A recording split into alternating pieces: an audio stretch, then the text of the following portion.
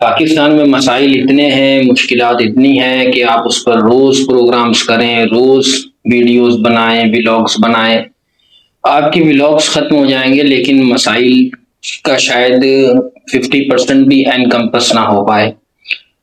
اب مسئلہ یہ ہے کہ ایسا لگتا ہے کہ جیسے 78 80 سالوں میں ملک میں شاید مسائل ہی پیدا کی ہے۔ ہماری تخلیق یہ ہے کہ ہم نے مسئلے پیدا کرنا سیکھیں۔ اب HIV کی تصدیق جو ہے پچھلے سال پورے کے اندر 1200 بچوں کے اندر، 1200 لوگوں کے اندر جو ہے تشخیص ہوئی ہے پورے صوبہ سندھ کے اندر HIV کی۔ وجہ لوگوں کی اپنی غلطی نہیں ہے، وجہ یہ ہے کہ گورنمنٹ کے اسپتالوں سے انہیں وہ سرنجیں لگائی گئی ہیں، HIV کی وجہ بنے ہیں وہ چیزیں۔ اب یہ دیکھیں کہ لوگ اسپتالوں میں، غریب لوگ اس وجہ سے جاتے ہیں کہ وہاں سے شفا لی جائے، مسائل امراض کا حل لیا جائے۔ وہ کیسی بات ہے کہ تھوڑے سے پیسے بچانے کے لیے وہ اپنے بچوں کو مریض بنوا کر کے واپسی آئیں، اور پھر اس پر بھی سونے پر سہاگا یہ کہ وہ جو HIV جن کو تشخیص ہو چکا، گورنمنٹ ان کو چھپاتی رہی ہے ایک بہت لمبے عرصے تک۔ معافی مانگنا بھی کم ہے، مجرمانہ اقدام ہے یہ گورنمنٹ کا، عملے کا۔ اور آج سے 200 سال پہلے بھی دنیا میں ایسا نہیں ہوتا تھا جس طریقے سے ری یوز کرتے ہیں یہ لوگ سرنجوں کو۔ ایک جاہل سے جاہل ڈاکٹر بھی جو کوئی ہو، جس نے کوئی پڑھائی لکھائی نہیں کی ہو، دوائیاں دیتا ہو، ایک مزدور بھی، ایک عام انسان بھی اس بات کو جانتا ہے کہ سرنج کو ری یوز کرنا جو ہے وہ ایک خطرناک عمل ہے۔ اور یہ سرنج کو ری یوز کوئی عام انسان نہیں کر رہا، یہ ڈاکٹرز کر رہے ہیں وہاں پر۔ اور دیکھیں باتیں تو ساری ہیں کہ ہم نے اتنے لوگ کر دیے، سسپینڈ کر دیے، اتنے کر دیے، تقریباً 37 یا کچھ۔ لیکن مسئلہ یہ کہ سسپینڈ ہونے سے کیا ہوگا؟ تھوڑے عرصے کے لیے ان کو کہا جاتا بھائی خاموش ہو کے بیٹھ جاؤ، 6 مہینے، 8 مہینے، سال، 1.5 سال، 2 سال۔ مزے کی بات یہ ہے کہ وہ جب وہ لوگ جو ہے بعد میں دوبارہ اپنی جاب پر آتے ہیں تو ان کو وہ تنخواہیں بھی واپسی کی جاتی ہیں دوبارہ سے۔ تو یہ کوئی ایسا اقدام نہیں ہے کہ جس سے جو ہے کوئی جو ہے بہتری آ پائے گی۔ یہ لوگ دوبارہ آ جائیں گے اپنے اپنے عہدوں پر، کیونکہ یہ گورنمنٹ کے لگائے ہوئے لوگ ہیں۔ گورنمنٹ نے پیسے لے کر کے، رشوت لے کر کے یہ گورنمنٹ کے اندر اپوائنٹ ہوتے ہیں۔ گورنمنٹ کی نوکری کرنے والا شخص، ہر وہ شخص جو زیادہ تر ٹرینڈ تو یہی ہے نا کہ سسٹم کے اندر آنا وہی چاہتا ہے جس نے کام نہیں کرنا، جو سمجھتا ہے کہ میں کام نہ مجھے کرنا پڑے، بغیر کام کیے مجھے تنخواہ ملے، بعض اوقات تو جاؤں بھی نہ مجھے تنخواہ ملے۔ اس قسم کے لوگ جو جن کی پریکٹس پراپر نہیں ہوتی، جن کا معیار پراپر نہیں ہوتا، جن کی تعلیم ہے بھی تو اس کو پریکٹس کرنے کا ان کو موقع ہی نہیں ملتا کیونکہ انہوں نے کرنا ہی نہیں ہے، نکمے لوگ ہیں سب۔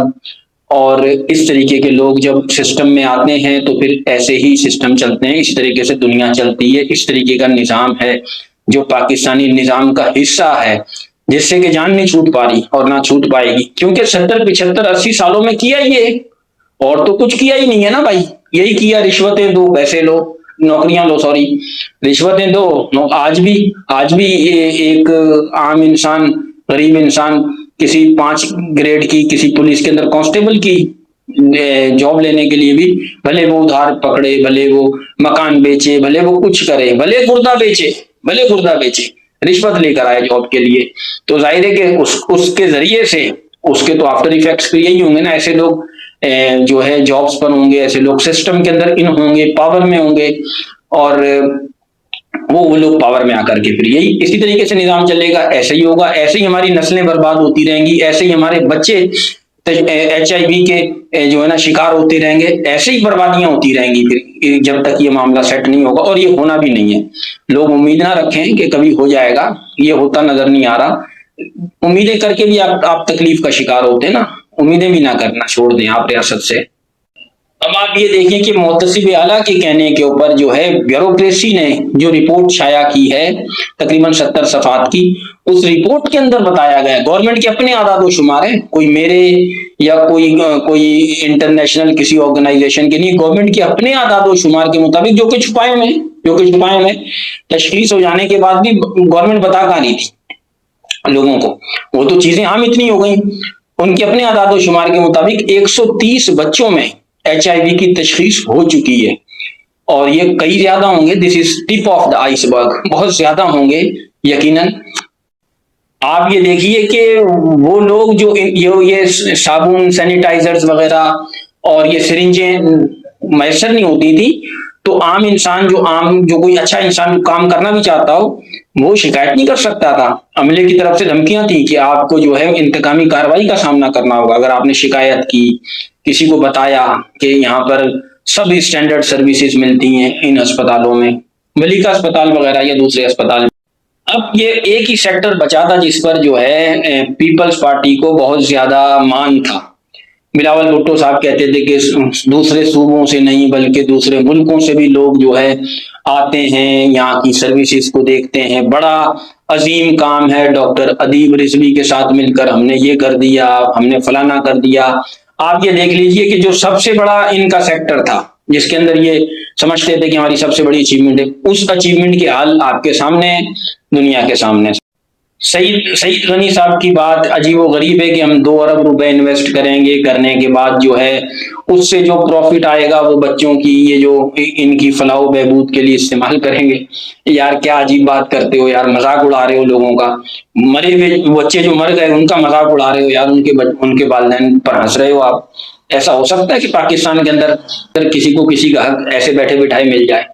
دھرنے دیتے ہیں، لانگ مارچیں کرتے ہیں، دھکے کھاتے ہیں، ہڑتالیں کرتے ہیں، پھر بھی جا کر کے حقوق نہیں ملتے، لوگوں کو مر جاتے ہیں اور ایسے انویسٹمنٹ ہو جائے گی اور ان کے حقوق مل جائیں گے. کیوں مذاق اڑا رہے ہو یار؟ صحیح نہیں صاحب، جھوٹ نہیں بولو، جھوٹے انسان ہو آپ. کسی کو کچھ نہیں ملے گا، کچھ نہیں ملے گا، صرف سعید غنی کھائے گا، صرف پیپلز پارٹی کھائے گی سارا پیسہ، کسی کو کچھ نہیں. حقوق دینے والے لوگ پہلے یہ تو بتا دیں، پڑھے لکھے لوگوں کو یہ پتا نہیں ہوگا، نہ بتا سکیں گے کہ میرے بجلی کے بل کے اوپر ٹیکسز کتنے ہیں، میں نے بجلی کے یونٹ کے تو جو پے کیے ہیں اس پر ٹیکسز کتنے ہیں. یہ ٹیکسز پڑھے لکھے لوگوں کو پتا نہیں ہے، اس طریقے کے ٹیکسز اس کے اوپر لگے ہوئے. تم نے کیا حقوق دینے ہیں یار، چھوڑو.